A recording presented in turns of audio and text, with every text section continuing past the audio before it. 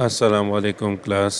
आज के लेक्चर में हम वेक्टर कैलकुलस के बारे में पढ़ेंगे, जिसमें हम डिफरेंशियल लेंथ, डिफरेंशियल वॉल्यूम और डिफरेंशियल एरिया के बारे में पढ़ेंगे।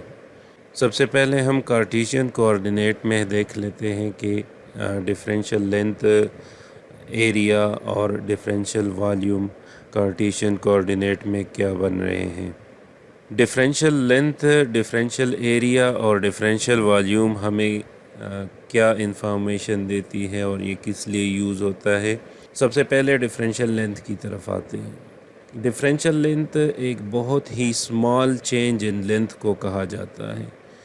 जैसा कि यहाँ पे आपको इस क्यूब में नज़र आ रहा है, ये एक क्यूब बना हुआ है, ये कार्टेशियन कोऑर्डिनेट में है, एक्स वाई जेड में।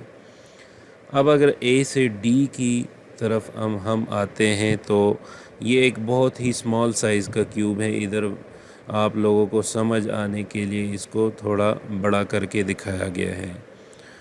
अब यहाँ पे ए से डी की तरफ आते हैं तो आप लोग देख सकते हैं कि ये चेंज आ रहा है अलोंग जेड एक्सिस। तो ये ए से डी की तरफ बहुत ही स्मॉल डिस्प्लेसमेंट बन रही है या बहुत ही स्मॉल लेंथ बन रही है। इस स्मॉल लेंथ को हम क्या कहते हैं, डी जी। अब अगर डी से सी की तरफ आए तो डी से सी की तरफ ये पैरेलल बन रहा है इस वाई एक्सिस के, तो इसको हम डी वाई कहेंगे। इसी तरह अगर हम सी से आर की तरफ आए तो ये किस एक्सिस के पैरेलल बन रहा है, ये एक्स एक्सिस के पैरेलल बन रहा है, तो हम इस लेंथ को या इस डिस्प्लेसमेंट को डी एक्स कहेंगे। इसी तरह आर से क्यू की तरफ फिर से डी जेड बन रहा है, तो हमारे पास जो ए से डी की तरफ आ रहा है वो उसके साथ माइनस साइन होगा।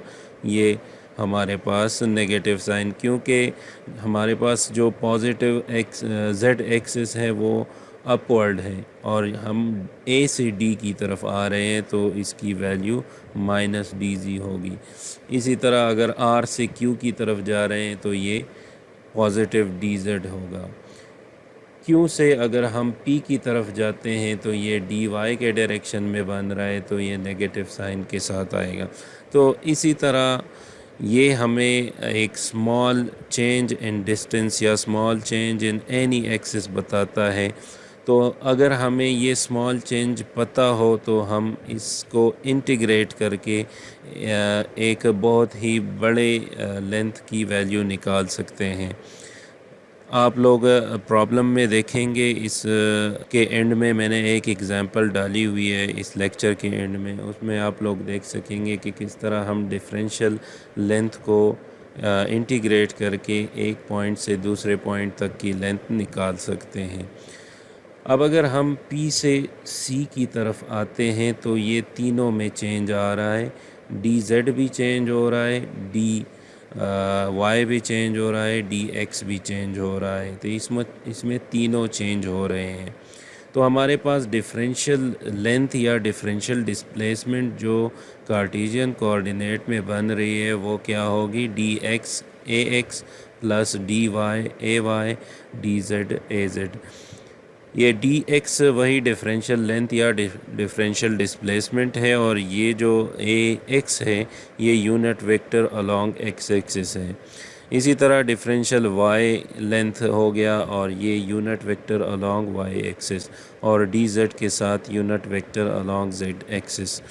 ये जो डी एल है ये इसका स्टैंडर्ड फॉर्म है। अब अगर हमारे पास जो चेंज इन लेंथ है वो सिर्फ एक्स एक्सिस के अक्रॉस आ रहा है, बाकी एक्सिस के अक्रॉस नहीं आ रहा, तो हमारे पास सिर्फ डी एक्स ए एक्स वाला कंपोनेंट होगा, बाकी दोनों ज़ीरो होंगे। इसी तरह इसमें दो भी हो सकते हैं और तीनों भी हो सकते हैं और एक भी हो सकता है। जिस तरह मैंने यहाँ पे ये पी से सी की तरफ हम मूव कर रहे थे तो इसमें तीनों चेंज हो रहे थे, तो इसमें ये डी एल जो डिफरेंशियल लेंथ है ये हमारे पास क्या होगा, इसमें तीनों कंपोनेंट्स एग्जिस्ट करेंगे। तो ये हमारे पास था डिफरेंशियल लेंथ। अब आते हैं डिफरेंशियल एरिया की तरफ। तो अगर आप लोगों को यहाँ पे ये डिफरेंशियल लेंथ वाली इक्वेशन है ये याद है कि कार्टेशियन में differential length along x axis क्या होता है, अलोंग वाई एक्सिस क्या होता है, अलोंग जेड एक्सिस क्या होता है, तो ये डिफरेंशियल एरिया हम उससे निकाल सकते हैं। डिफरेंशियल एरिया हमारे पास चूँकि दो लेंथ्स को मल्टीप्लाई करने से आता है, साइड बाय साइड को अगर हम मल्टीप्लाई करें तो उससे डिफरेंशियल एरिया आता है। और ये जो हमारे पास यूनिट वेक्टर है, ये कौन सा वेक्टर है, ये एरिया जिस डायरेक्शन में उसकी सरफेस बन रही है, मतलब उसके सरफेस के बिल्कुल नॉर्मल एक यूनिट वेक्टर है। जिस तरह आप लोगों को इधर नज़र आ रहा है कि ये एरिया जो है ये डी वाई डी जेड, मतलब differential length along y axis और differential length along z axis, तो ये वाई जेड प्लेन बन रहा है। यहाँ पे आप लोगों को नज़र आ रहा है वाई से जेड की तरफ ये जो प्लेन बन रहा है, इसको डी वाई डी जेड इस प्लेन में लाई करेगा और इसकी जो सरफेस होगी, जो उसका नॉर्मल बनेगा, नॉर्मल मतलब परपेंडिकुलर, जो इसको एक वेक्टर होगा वो अलोंग एक्स एक्सिस होगा या अलोंग माइनस एक्स एक्सिस। पीछे की तरफ अगर इसको एक्सटेंड करे इस वेक्टर को, तो ये अलोंग माइनस ए एक्स हो जाएगा ये। तो ये हमारे पास डिफरेंशियल एरिया बन रहा है और ये कौन सा एरिया है, डी वाई और डी जेड को मल्टीप्लाई कर रहे हैं, तो मतलब ये वाई जेड प्लेन में बन रहा है और इसका जो नॉर्मल बन रहा है, जो यूनिट वेक्टर बन रहा है, वो इसके बिल्कुल परपेंडिकुलर एक वेक्टर होता है। तो इसके परपेंडिकुलर वेक्टर कौन सा बन रहा है, एक्स एक्सिस डायरेक्शन वाला यूनिट वेक्टर बन रहा है। इसी तरह अगर हम देखें तो डी एक्स डी जेड हमारे पास कौन सा है, D x multiplied by D z. तो अगर हम इनको मल्टीप्लाई करें तो ये हमारे पास कौन सा बन रहा है, ए वाई, इसका यूनिट वेक्टर बन रहा है और ये वाला एरिया बन रहा है इन दोनों को मल्टीप्लाई करने से। तो ये हमारे पास जेड एक्स प्लेन बन रहा है। इसी तरह हमारे पास जो ये नीचे वाला ग्राउंड प्लेन है, अगर आप इसको एक रूम का कॉर्नर से उसके अकॉर्डिंग्स कर लें तो यहाँ पे ये हमारे पास फ्लोर बन रहा है, ये एक वाल बन रहा है, ये दूसरा वाल बन रहा है। ये ग्राउंड को अगर आप देखें तो इसका नॉर्मल जेड एक्सिस के डायरेक्शन में बन रहा है। ये नॉर्मल इस ग्राउंड को नॉर्मल परपेंडिकुलर है, ये जेड एक्सिस इस ग्राउंड को परपेंडिकुलर है। तो इसका जो नॉर्मल या यूनिट वेक्टर या परपेंडिकुलर इसको बन रहा है वो जेड की डायरेक्शन में है, तो इसका यूनिट वेक्टर ए जेड आ गया।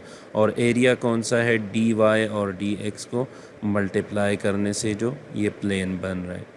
अब ये जो हमारे पास यूनिट वेक्टर आ रहे हैं और ये एरिया आ रहा है, तो ये इसकी डायरेक्शन क्या होगी ये हमें इस रूल से पता चलता है। ये जो उंगलियां जिस डायरेक्शन में क्लोज़ हो रही है, जो कर्ल बन रहा है इनका, ये हमें बताते हैं कि हम एक्स से डी की तरफ आते हैं, एक्स से वाई की तरफ आते हैं, या वाई से जेड की तरफ आते हैं, या वाई से एक्स की तरफ आते हैं।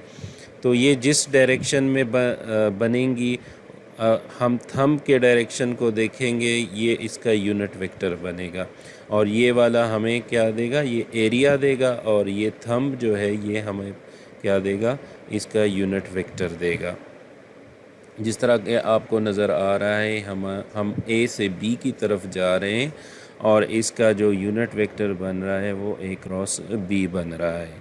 तो हमारे पास जो डिफरेंशियल एरिया है वो भी हमारे पास एक वेक्टर क्वांटिटी आ रही है, इसके साथ एक यूनिट वेक्टर आप लोगों को नज़र आ रहा है, इसकी एक डायरेक्शन भी होगी। अब वॉल्यूम की तरफ आते हैं तो जिस तरह ये क्यूब आप लोगों को नज़र आ रहा है, अगर हम इसके तीनों कंपोनेंट्स का जो है ना हमारे पास अगर इसका प्रोडक्ट ले लें, d x d y d z, तो इससे हमें वॉल्यूम मिल जाता है। वॉल्यूम हमारे पास जो है वो स्केलर क्वांटिटी है। अब सिलेंड्रिकल कोऑर्डिनेट्स में अगर हम डिफरेंशियल लेंथ, एरिया और वॉल्यूम को देखें तो बिल्कुल उसी तरह डी एल इसमें आ रहा है, डी रो ए रो।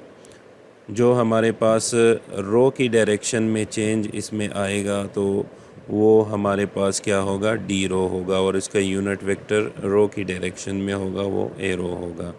अब यहाँ पे आप लोगों को नज़र आ रहा है कि ये रो डी फाई है, तो ये इस वाले एंगल में जो चेंज आएगा ये उसको डिनोट कर रहा है।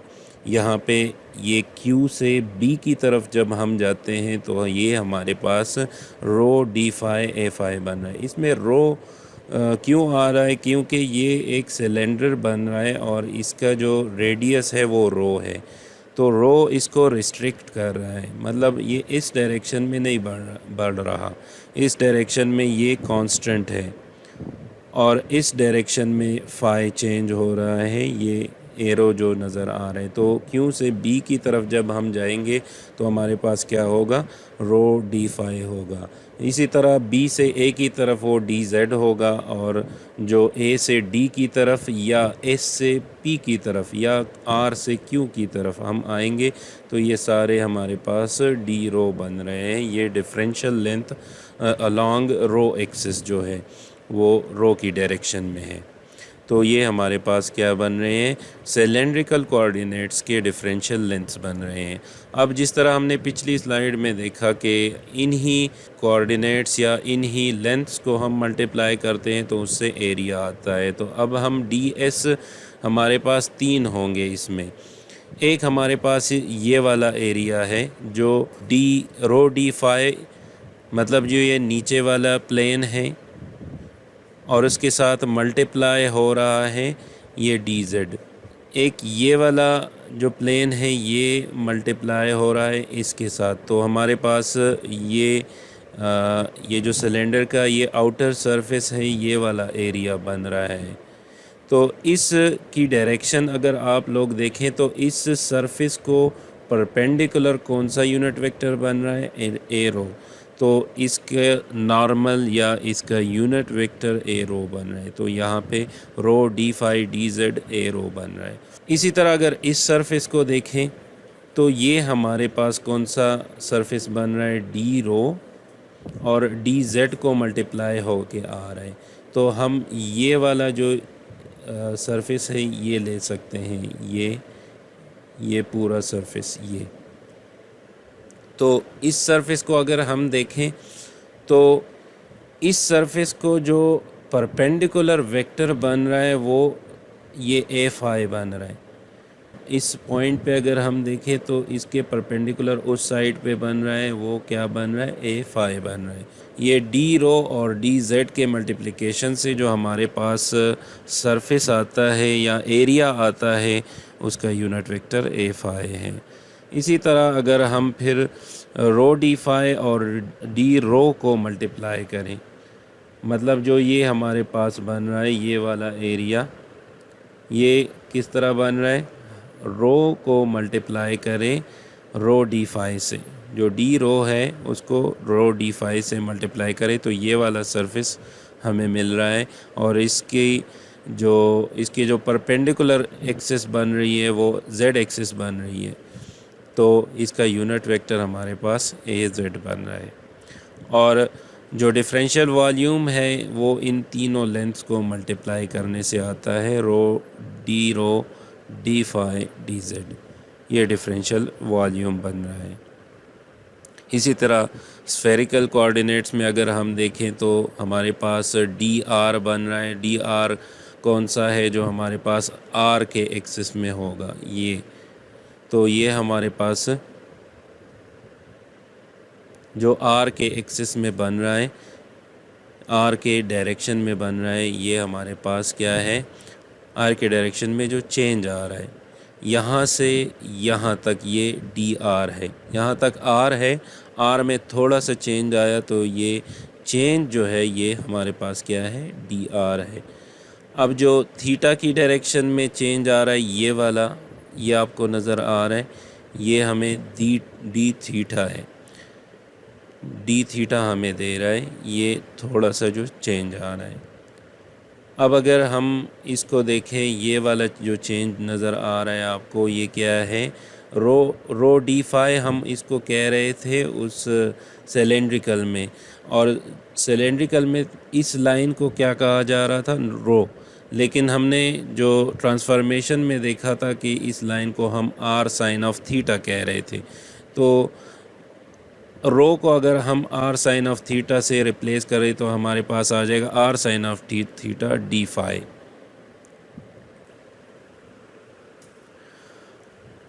अब अगर हम डिफरेंशियल एरिया को देखें तो हमारे पास जो डी आर और आर डी थीटा से एरिया बन रहा है ये वाला, तो इसका यूनिट वेक्टर ए फाई बन रहा है। और ये कौन सा, ये थर्ड वाला एरिया बन रहा है। अब जब हम डी आर को आर साइन ऑफ थीटा से मल्टीप्लाई करें तो हमारे पास कौन सा एरिया बन रहा है, ये बी पार्ट वाला एरिया बन रहा है, और इसका यूनिट वेक्टर जो है वो ए थीटा बन रहा है।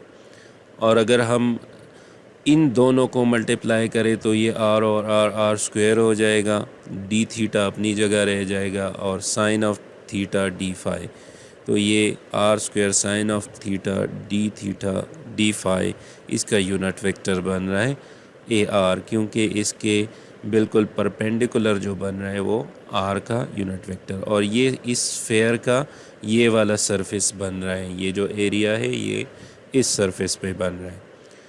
अब जो डिफरेंशियल वॉल्यूम है वो हम इन तीनों को अगर मल्टीप्लाई करें तो हमारे पास इसके वॉल्यूम आएगी। ये सरफेस होगा, छोटा सा एक स्फेयर होगा, तो वो हमारे पास क्या होगा, डिफरेंशियल वॉल्यूम। वो क्या बन रहा है, r square sine of theta d r d theta d phi. तो ये थी हमारे पास तीनों कोऑर्डिनेट सिस्टम्स में डिफरेंशियल लेंथ, डिफरेंशियल एरिया और डिफरेंशियल वॉल्यूम। अब हम इस पे एक एग्जांपल सॉल्व करते हैं जिसमें हमसे पूछा गया है कि consider the object shown in figure, calculate. अब ये फ़िगर हमें गिवन है, तो ये फ़िगर अगर आप लोगों को इसको देखें तो ये सिलेंड्रिकल फ़िगर है, जो ऑब्जेक्ट है ये सिलेंड्रिकल है, और हमें जो पॉइंट्स गिवन है वो एक्स वाई जेड कोऑर्डिनेट्स के रिस्पेक्ट से गिवन है, वो कार्टेशियन में गिवन है। ये 5 है, ये 0 और ये 10 है, 5 0 0 और 0 5 0 0 5 10। ये हमारे पास A B C D points हमें गिवन है जो कि एक्स वाई जेड कार्टेशियन में गिवन है, और हमें कहा गया है कि द डिस्टेंस बी सी निकाल लें। तो बी सी हमारे पास क्या है, यहाँ से बी से सी की तरफ ये हमारे पास लेंथ बन रही है। तो अब हम इसको कैसे अप्रोच करेंगे। सबसे पहले हम ये जो पॉइंट्स हमें गिवन है ए बी और सी डी, इसको हम ले जाते हैं सिलेंड्रिकल में, क्योंकि ऑब्जेक्ट हमारे पास सिलेंड्रिकल है तो इसको हम सिलेंड्रिकल कोऑर्डिनेट्स में आसानी से सॉल्व कर सकते हैं। तो जो फार्मूले हमने पढ़े थे हम उसको अप्लाई करके, रो हमारे पास क्या था, x square plus y square whole under the root, तो वो फार्मूला लगा के हमारे पास रो आ जाएगा।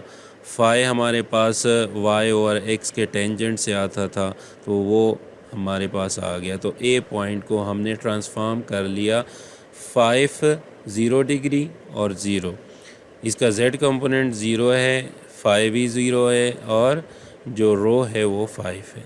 इसी तरह बी पॉइंट को भी हमने इसमें ट्रांसफॉर्म कर लिया, सी पॉइंट को भी हमने इसमें ट्रांसफॉर्म कर लिया। तो सारे पॉइंट्स को सिलेंड्रिकल में ले जाने के बाद हम इसको सॉल्व करते हैं। अब अगर आप लोग देखें तो बी सी, ये बी से सी की तरफ हम जब जाते हैं तो ये हमारे पास किस डायरेक्शन में बन रहा है, जेड एक्सिस के डायरेक्शन में बन रहा है। तो ये इधर का जो डी एल है वो असल में क्या बन जाएगा, डी जेड बन जाएगा। तो ये d l is equal to d z. हमने इस डी एल को इंटीग्रेट करना है। तो अगर आप लोग इधर देखें तो इधर z है 0 और यहाँ पे z की वैल्यू क्या है, 10 है। तो इस इंटीग्रेशन की लिमिट्स जो होंगी वो 0 to 10 होंगी। तो यहाँ पे आप लोग देखें डी जेड इन्होंने डी एल की जगह पुट कर दिया और जेड की जो लिमिट्स हैं जो इधर इन कोऑर्डिनेट से निकल आती हैं 0 to 10, इधर जेड 10 है इधर 0 है और हम बी से सी की तरफ जा रहे हैं तो ये 0 to 10 बन जाएंगी।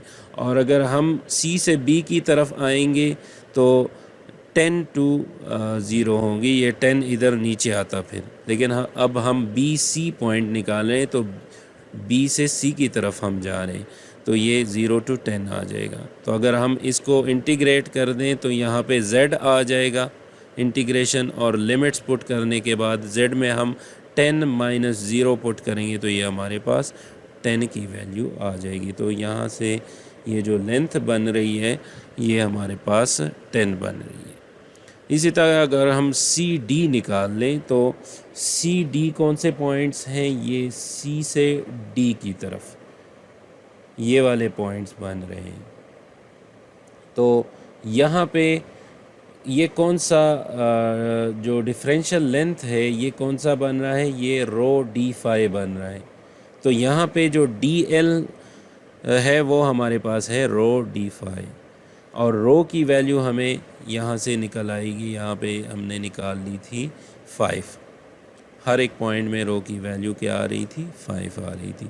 ये वैल्यू हम पुट करेंगे। अब ये लिमिट्स किस तरह निकाली है इन्होंने, अगर सी पॉइंट में हम देखें तो ये क्या है π/2 और डी पॉइंट में हमारे पास क्या है, ये 0 डिग्री है। तो फाई की लिमिट्स आ गई, इंटीग्रेशन जो है वो फाई के रिस्पेक्ट से डी फाई बन रहा है तो लिमिट्स भी फाई के लगेंगे। तो 0 to π/2, तो इसको अगर हम इंटीग्रेट करेंगे तो ये रो बाहर चला जाएगा और ये डी फाई इंटीग्रेशन के अंदर रह जाएगा जो कि इंटीग्रेट होने के बाद फाई बन जाएगा। और फाई में लिमिट्स पुट करेंगे, ये फाई बन गया। अब ये लिमिट्स इसमें पुट करेंगे तो फाई की लिमिट पहले π/2 लगाएंगे और माइनस पाई की लिमिट पे फिर इसके बाद 0 लगाएंगे तो यहाँ पे ये वैल्यू हमारे पास आती है। तो ये सी डी है। अब A B C D surface निकालने को कहा है तो ए बी सी डी ये वाला सिलेंड्रिकल जो बाहर का सरफेस है ये बन रहा है।